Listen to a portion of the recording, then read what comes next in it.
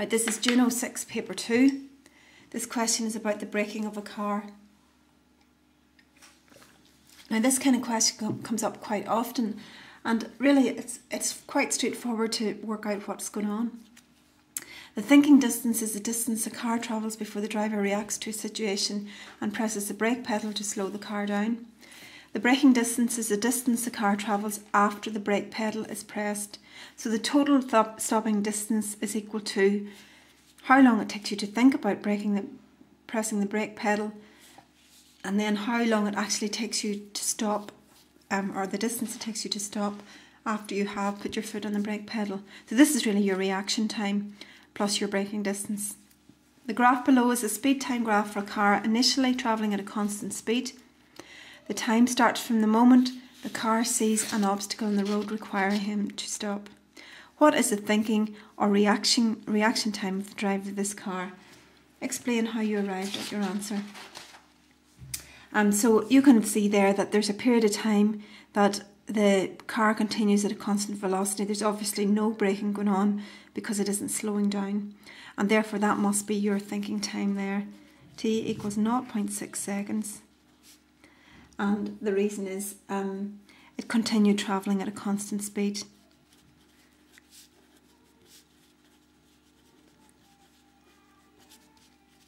Or at a constant speed of 25. Or it didn't slow down, it wasn't slowing down during this period. So that will get you your 2 marks there.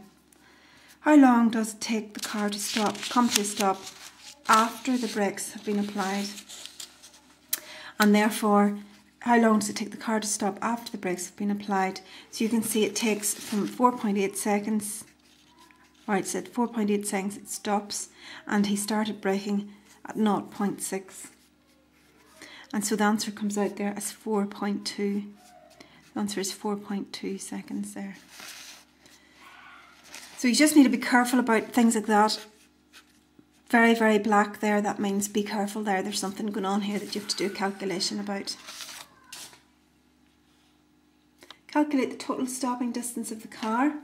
So we get from a velocity time graph, or speed time graph, distance is equal to the area under the graph.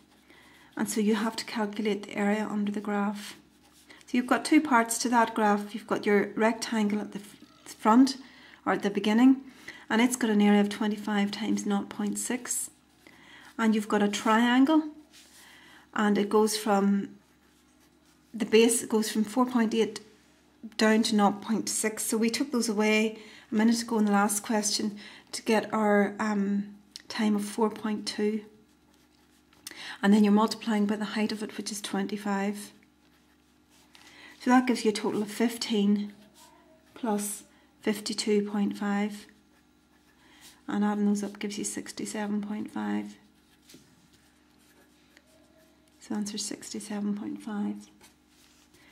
And there's where you get your marks for each bit. What is the average speed of the car during the 4.8 seconds shown in the graph? You're advised to show clearly how you get your answer. So the average speed is equal to the total distance over the total time. And the total distance we've found from above is 67.5. And the total time is 4.8 seconds. And that comes out as an answer of 14.1 meters per second. So you get a mark for this, and a mark for this, and a mark for this. Calculate the deceleration of the car during the time when the brakes are applied. So deceleration or acceleration is equal to the gradient of the graph. So it's the gradient of the last part, or v minus u over t. So its final velocity, v, is equal to 0. And it slows down from 25. So if you want to look back at your graph, you can do that. Maybe I'll just show you a second. So there's it's ending up at a velocity of 0, starting off at a velocity of 25. So your v minus u is 0 minus 25. And the total time taken, again, is that calculated time, 4.2 there. And that's just the gradient of your graph we're finding anyway. So it's over 4.2 and the answer comes out to be 5.95. It's a minus. When they write deceleration, it's the positive part of that they're writing. It does come out as a minus value. They will ignore if you write minus 5.95, but 5.95 is a better answer. So it's a deceleration. Deceleration means it is slowing down. You must have your correct unit in there. You see there's no unit and there's 4 marks, so there's definitely a unit mark. So there's 2 marks there, 1 mark for your working out and 1 mark for your equation. The next part of the question, the force of the car is 1200 kilograms. Calculate the size of the resultant force that causes the car to decelerate.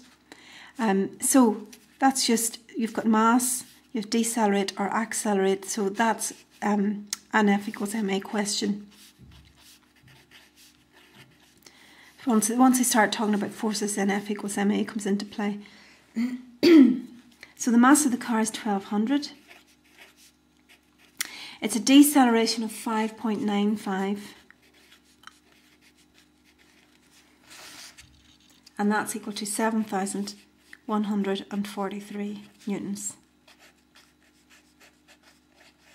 And so there's 1 mark there, 1 mark there, and 1 mark there.